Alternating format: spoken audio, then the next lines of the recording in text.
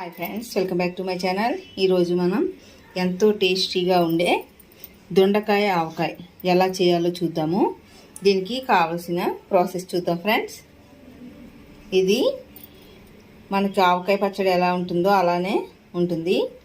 మంచిగా కొలతలతో చేసుకుంటే ఎలా చేయాలో చూద్దాం ఫ్రెండ్స్.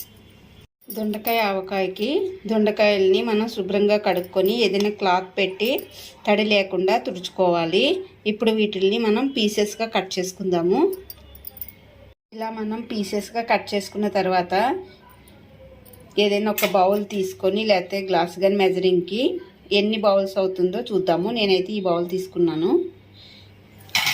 మనం తీసుకునే ముక్కలు పొడి గిన్నెలోకి తీసుకోవాలి, అంటే తడి లేని గిన్నెలోకి. మనం ఆవకాయ పచ్చడి ఎలా అయితే మనం కలుపుకుంటామో అలానే. తడి ఉంటే పచ్చడి అనేది పాడవుతుంది. ఇలా గిన్నె నిండా వేసుకొని మనం ఎన్ని కప్పులు అవుతుందో చూద్దాము. ఈ ముక్కలు మనకి 2 బౌల్స్ ఉన్నవి. ఇందులోకి మనం అలానే రుచికి సరిపడినంత సాల్ట్ అవి కూడా చూద్దాము. ఇప్పుడు పచ్చికారం యాడ్ చేస్తున్నాను. నేను 2 బౌల్స్ ముక్కలు అయినాయి కదా, అంటే అదే బౌల్లోని పావుకి కొంచెం ఎక్కువ కారం అనేది యాడ్ చేశాను. ఇది పచ్చికారం. సాల్ట్ పావు కన్నా తక్కువగా యాడ్ చేసుకుంటున్నాను. అవసరమైతే మనం యాడ్ చేద్దాము. దొడ్డుప్పు అయితే కొంచెం ఎక్కువ పడుతుంది. నేను సాల్ట్ యూజ్ చేస్తున్నాను. అలానే నేను ఆవపిండి ఆల్రెడీ ముందుగానే చేసి పెట్టుకున్నాను. 1 స్పూన్ వరకు యాడ్ చేస్తున్నాను. మెంతి పొడి పావు స్పూన్ వరకు యాడ్ చేస్తున్నాను. ఇది ఎక్కువ యాడ్ చేసుకుంటే చేదుగా ఉంటుంది కదా. అలానే ఇందులోకి తీసుకున్న దొండకాయ ముక్కలు చాలా తక్కువ కాబట్టి నేను ఒక 2 నిమ్మకాయలని కూడా కట్ చేసుకొని జ్యూస్ అనేది అందులో కలుపుకుంటున్నాను. ఆయిల్ కప్కి కొంచెం తక్కువ యాడ్ చేస్తున్నాను. ఇంకా అవసరమైతే మరలా యాడ్ చేసుకుందాము. ఇప్పుడు ఇవన్నీ కూడా మంచిగా మిక్స్ చేసుకోవాలి. ఆయిల్ అనేది మనం పప్పు నూనె కానీ లేదంటే పల్లి ఆయిల్ కానీ వాడుకోవచ్చు.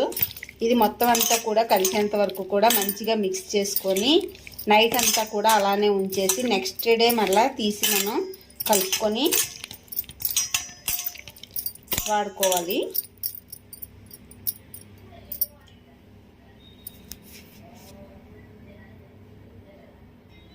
ఇలా మొత్తం అంతా కూడా కలుపుకున్న తర్వాత మనం ఒక డబ్బాలోకి ఎందులోకైనా దీన్ని ఎత్తుకొని మూత పెట్టుకొని ఉంచుకోవాలి.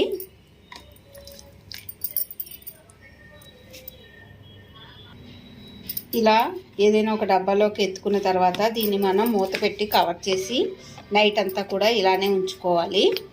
చాలా టేస్టీగా ఉంటుంది. నైట్ అంతా ఇలా ఉంచిన తర్వాత చూసారు కదా ఆయిల్ అనేది ఎలా సెపరేట్ అయిందో. ఇప్పుడు దీనిలోకి మనం పోపు వేసుకుందాము.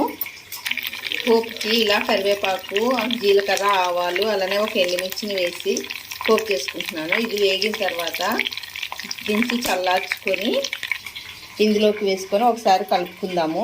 అంతే, ఎంతో టేస్టీగా ఉండే దొండకాయ పచ్చడి అనేది రెడీ అవుతుంది. పోపు చల్లగా అయిపోయింది కదా. ఈ పోపుని ఇప్పుడు మనం ముందుగా చేసుకున్న పచ్చడిలోకి ట్రాన్స్ఫర్ చేసుకుందాము.